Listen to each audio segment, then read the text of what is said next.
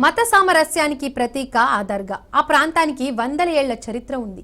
హిందూ ముస్లిం అన్న తేడా లేకుండా భక్తులు దర్గాకు వచ్చి మొక్కులు చెల్లించుకోవడం ఇక్కడ ఆనవాయితీగా వస్తుంది.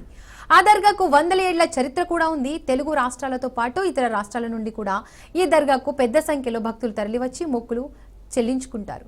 ఎంతో ప్రాముఖ్యత కలిగిన జాన్ పహాడ్ దర్గాపై రాజ్ న్యూస్ ప్రత్యేక కథనం.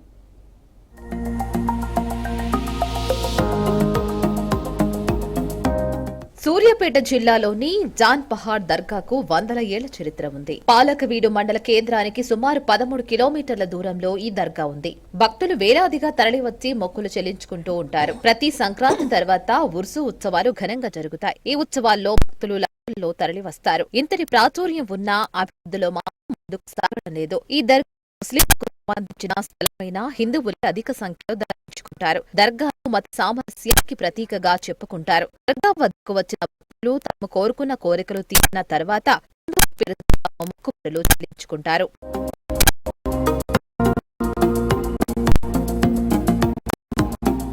అయితే సరైన అభివృద్ధికి నోచుకోక ప్రాచుర్యంలో వెనుకబడిన ఈ దర్గాకు వందల ఏళ్ల చరిత్ర ఉంది. సుమారు 400 ఏళ్ల క్రితం మద్రాసు రాష్ట్రంలో నాగూర్ గ్రామంలో వెలిసిన నాగూర్ షరీఫ్ ఖాదర్ దర్గా విశిష్టతను ఆంధ్ర రాష్ట్రంలోనూ ప్రచారం చేయాలని తలచాడు. ఈ మేరకు జాన్ పహాడ్ సైదా వాసిద్ సైదా మొయినుద్దీన్ అనే భక్తులు బయలుదేరారు అనే కథ ప్రచారంలో ఉంది. అయితే తప్పుడు సమాచారంతో వీరిపై వజీరాబాద్ పాలకులు యుద్ధానికి దిగారు. అందులో వీరంతా అమరులయ్యారు. ఆ తర్వాత అసలు విషయం తెలుసుకున్న వజీరాబాద్ పాలకుడు ప్రాయశ్చిత్తంగా జాన్ పహాడ్ సైదాకు దర్గా నిర్మించాడు. తర్వాత కాలక్రమంలో ఆ సమాధులు కాస్త జాన్ పహాడ్ దర్గాగా ప్రాచుర్యంలోకి వచ్చాయి.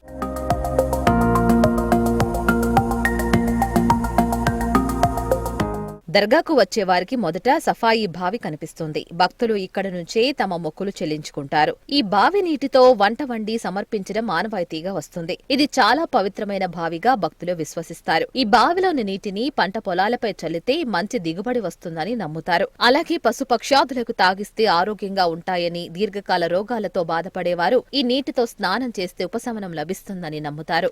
గత 100 సంవత్సరాలుగా ఇక్కడ నుంచి ఎవరు మొక్కి పోతారో వాళ్ళ కోరికలు నెరవేరుతాయి.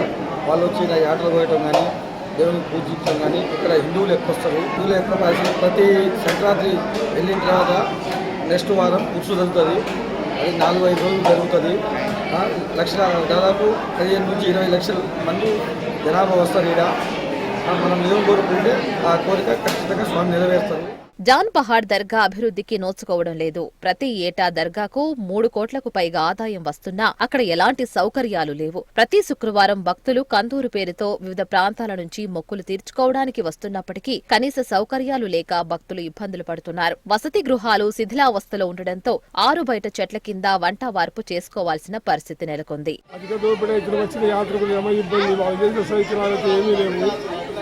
వాళ్ళు చేసిన సైకిల్ అయితే లోపలికి బయటికి పోతున్నాం. దోపిడీ ఎక్కువ దీన్ని కండిషన్ చేసి కన్స్ట్రక్షన్ చేసే వాళ్ళు ఎవరో మహనీయుడు ఇంతవరకు తరతరాల నుంచి ముజవార్లు గారులే పోరాడుకుంటా ముజవార్లు చేసిన చాకరీలే కానీ ఆ బోర్డు అనేది వస్తుంది. పైన గలకా బోర్డు హాయిగా మంచిగా దోపిడీ చేసుకొని ఊడ్చుకొని వెళ్ళిపోతున్నారు. సైకిల్ అయితే యాత్రికులకు ఏమీ లేదు. తెలంగాణ రాష్ట్రంలో మత సామరస్యానికి ప్రతీకగా వెలుగొందుతున్న జాన్ పహాడ్ దర్గా ద్వారా ప్రతి ఏటా భారీగా వస్తుంది. దర్గా వద్ద సౌకర్యాలు కల్పించడంలో వక్ఫ్ బోర్డు అశ్రద్ధ వహిస్తున్నారని భక్తులు ఆరోపిస్తున్నారు. మొక్కులు తీర్చుకోవడానికి వస్తున్న భక్తులకు సరైన సౌకర్యాలు లేకపోవడంతో తీవ్ర ఇబ్బందులు పడుతున్నారు. రోడ్డు రవాణా సౌకర్యాలు, నీటి వసతి కల్పించాలని భక్తులు కోరుకుంటున్నారు.